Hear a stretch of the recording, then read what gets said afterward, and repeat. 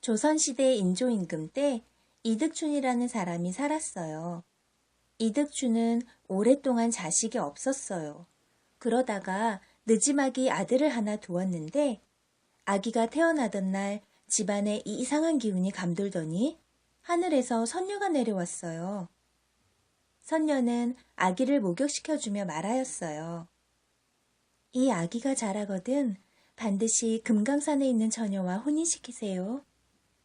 선녀는 이렇게 당부하고 하늘로 올라갔습니다. 이득춘은 아들의 이름을 시백이라 짓고 정성껏 길렀어요. 시백이가 자라서 15살이 되었을 때 어느 날 점잖은 선비가 이득춘을 찾아왔습니다. 저는 금강산에 살고 있는 박현옥이라 합니다. 이득춘은 금강산이라는 말에 귀가 번쩍 뜨였어요. 다름이 아니오라. 제 딸과 댁의 아드님을 혼인시켰으면 합니다. 제 딸의 얼굴이 못생겨서 송구스럽습니다만. 이득춘은 시백이 태어나던 날 선녀가 했던 말이 생각났어요. 그래서 얼른 청을 받아들였지요. 얼굴 생김새보다는 마음씨가 중요하지요. 혼인시키도록 합시다. 마침내 시백과 금강산 처녀는 혼례식을 치르게 되었습니다. 첫날 밤 신부의 얼굴을 처음 본 시백은 깜짝 놀랐어요. 아니, 저럴 수가. 저렇게 못생겼다니. 신부 박씨는 주먹 코에 얼굴이 온통 얼기설기 얼근 곰보였어요. 그리고 양 어깨에는 혹이 나 있고 몸에서는 고약한 냄새까지 났어요. 시백은 잠시도 참을 수가 없어 방을 뛰쳐나왔습니다. 못난 놈, 겉모습이 그토록 중요하더냐? 아버지 이득춘이 아들을 꾸짖었어요. 하지만 남편 시백뿐만이 아니었어요. 집안 식구들 역시 박 씨를 가까이 하려 하지 않았어요. 이게 대체 무슨 냄새야? 모두 코를 싸쥐고 고개를 돌렸어요. 박 씨가 시아버지께 간청했어요. 아버님, 뒤뜰 구석에 작은 초가집을 한 채 지어주십시오. 알았다. 곧 지어주마. 초가집이 다 지어지자 박 씨는 이름을 피화당이라 지었어요. 피화당은 화를 피하는 집이라는 뜻입니다. 박 씨는 피화당에서 몸종 개화와 함께 살았어요. 어느 날 박 씨는 시아버지 이득춘에게 말했습니다. 아버님, 내일 아침 장에 나가면 말장수가 있을 것입니다. 하인에게 가장 야위고 병든 말을 300냥에 사오게 하십시오. 이득춘은 곧 하인에게 말을 사오게 하였습니다. 하인이 장에 가보니 정말 바싹 마른 말이 한 마리 있었어요. 이 말이 얼마요? 7냥이요. 7냥짜리 말을 300냥에 사오라니. 옳지, 나머지 돈은 내가 갖자. 하인은 7냥을 내고 말을 샀어요. 그런데 말을 본 박 씨는 고개를 저었어요.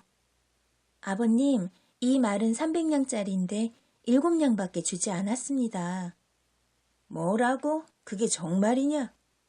이득춘이 놀라 하인에게 물었어요. 날이 죽을 죄를 지었습니다. 어서 가서 당장 말값을 마저 주고 오지 못할까? 하인은 그 길로 장에 가서 말값을 다 주고 왔습니다. 박 씨가 하인에게 말하였어요. 오늘부터 이 말에게 깨 한 대와 쌀 반 대를 섞어 쏜 죽을 먹이도록 해라. 예, 알겠습니다, 마님. 그로부터 3년이 흘렀어요. 말은 몰라보게 달라져서 살이 찌고 윤기가 자르르 흘렀어요. 그러던 어느 날 박 씨가 다시 시아버지에게 말하였어요. 아버님, 내일 중국에서 사신이 올 것입니다. 하인에게 말을 데리고 사신이 지나가는 길목에 서 있으라고 하십시오. 그리고 사신이 말을 팔라고 하면 말값이 38,000냥이라 하게 하십시오. 아니, 말 한 필값이 그렇게 비싸더냐? 예, 하지만 사신은 반드시 우리 말을 살 것입니다. 다음 날 하인은 말을 끌고 큰 길로 나갔습니다. 중국 사신이 지나가다가 이 말을 보았어요. 아니, 저렇게 훌륭한 말이 있었다 해. 사신은 걸음을 멈추었습니다. 이 말을 내게 파시오. 값은 얼마나 하오? 38,000냥이옵니다. 사신은 당장에 38,000냥을 내고 말을 사갔어요. 정말 훌륭한 말이었던 거야. 그래서 7냥짜리를 300냥이나 주고 산 거고. 하인은 고개를 끄덕였습니다. 몇 해가 지나 박 씨의 남편 이시백이 과거를 보게 되었어요. 박 씨는 몸종 개화를 시켜서 이시백에게 연적을 보냈습니다. 날이 마님께서 이 연적을 나리께 갖다 드리라고 하셨어요. 연적? 연적이라면 내게도 있다. 이 연적을 가져가셔야 장원급제 하신답니다. 할 수 없이 이시백은 박 씨가 준 연적을 가지고 갔습니다. 박 씨의 말대로 이시백은 장원급제를 하였어요. 그러나 이시백은 여전히 박 씨를 가까이 하지 않았어요. 어느 날 금강산에서 박 씨의 친정아버지가 오셨어요. 얘야, 그동안 고생 많았지? 아니에요, 아버님. 이제 내 나쁜 운이 모두 풀렸으니 앞으로는 편히 살도록 해라. 그게 정말이에요, 아버님? 오냐, 내일 새벽 몸을 깨끗이 하고 내가 일러주는 주문을 외워라. 그러면 본디 네 모습을 되찾게 될 것이다. 박 씨의 친정아버지는 말을 마친 후 금강산으로 돌아갔습니다. 다음 날 아침 박 씨는 목욕을 하고 주문을 외웠어요. 그러자 박 씨의 못생긴 얼굴이 변하기 시작했습니다. 잠시 후 박 씨는 예쁜 부인이 되었어요. 박 씨의 모습을 본 시아버지가 놀라 물었습니다. 아니, 이게 대체 어떻게 된 일이냐? 저는 전생에 죄가 많아서 지금까지 흉한 얼굴로 살았습니다. 이제 죄값을 다 치러 본디 얼굴을 되찾게 되었답니다. 그것도 모르고 우리가 너를 박대했구나.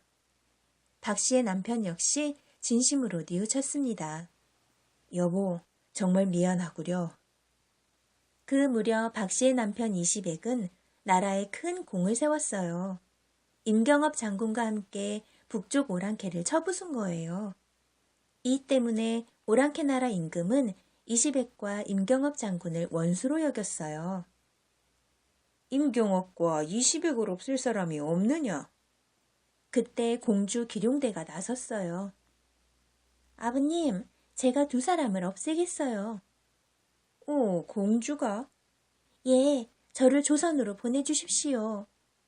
오냐, 무술이 뛰어난 공주가 가겠다니 마음이 놓이는구나. 어서 다녀오도록 하라. 기룡대는 남장을 하고 이시백의 집을 찾아왔어요. 기룡대가 올 것을 미리 알고 있었던 박 씨는 태연하게 기룡대를 맞았습니다. 주인 나리께서는 지금 안 계십니다. 안에 들어가 기다리십시오.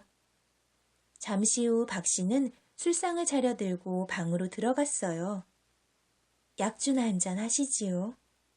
기룡대는 박 씨가 권하는 술을 마시다가 그만 잠이 들고 말았습니다. 그러자 박 씨는 기룡대의 몸을 뒤졌어요. 그 순간 기룡대의 칼이 저절로 칼집에서 나와서 박 씨를 향해 날아왔습니다. 당장 멈추지 못할까? 박 씨가 칼을 향해 소리쳤어요. 그러자 칼은 방바닥에 툭 하고 떨어졌습니다. 그때 기룡대가 벌떡 일어나더니 박 씨 앞에 무릎을 꿇었어요. 잘못했습니다, 마님. 이번만은 용서해 줄 테니 돌아가 내 임금에게 알려라. 조선은 오랑캐 따위를 겁내지 않는다고. 알겠느냐? 박 씨가 큰 소리로 호통을 쳤어요. 그러자 바람이 휙 불어와서 기룡대를 실어갔어요. 기룡대는 자기 나라까지 날아가서 궁전 마당에 쿵 하고 떨어졌어요. 어떻게 된 일이냐? 이시백과 임경업은? 아버님, 박 씨의 도술 때문에 뜻을 이루지 못했습니다. 에이, 괘씸한 것. 지금 당장 조선으로 쳐들어가자. 곧 용골대와 용홀대 형제 장수가 병사들을 이끌고 조선으로 쳐들어왔습니다. 용홀대와 부하들이 이시백의 집으로 밀어닥쳤어요. 박 씨를 찾아라 해. 그때 어디선가 개화가 나타나 용홀대에게 칼을 던졌어요. 으악! 용홀대는 그 자리에서 외마디 소리를 지르며 쓰러졌습니다. 용홀대가 죽자 형 용골대가 달려왔습니다. 박 씨는 어서 나와 내 칼을 받아라 해. 그러자 옆에 있던 부하가 말하였어요. 박 씨는 도술이 뛰어나니 다른 방법을 쓰십시오 해. 그렇다면 이 집에 불을 지르도록 하라 해. 용골대의 부하들은 이시백의 집에 불을 질렀어요. 허허허, 어리석은 것들. 박 씨의 웃음소리와 함께 바람이 용골대의 병사들 쪽으로 불기 시작했어요. 불길이 몰려온다 해. 용골대와 부하들은 허겁지겁 도망쳤어요. 아니, 이번엔 폭풍우와 우박이? 용골대와 부하들은 폭풍우와 우박 속에서 이리저리 헤매었어요. 용골대는 할 수 없이 박 씨에게 무릎을 꿇었습니다. 한 번만 더 조선을 넘본다면 너희 나라를 가만두지 않을 테다. 용골대와 부하들은 간신히 목숨을 건져서 자기 나라로 돌아갔습니다. 임금님은 박 씨의 공을 높이 칭찬했어요. 박 씨는 정경부이네. 남편 이시백은 영의정에 임명하노라. 그 뒤 박 씨는 남편과 함께 오래오래 행복하게 살았습니다.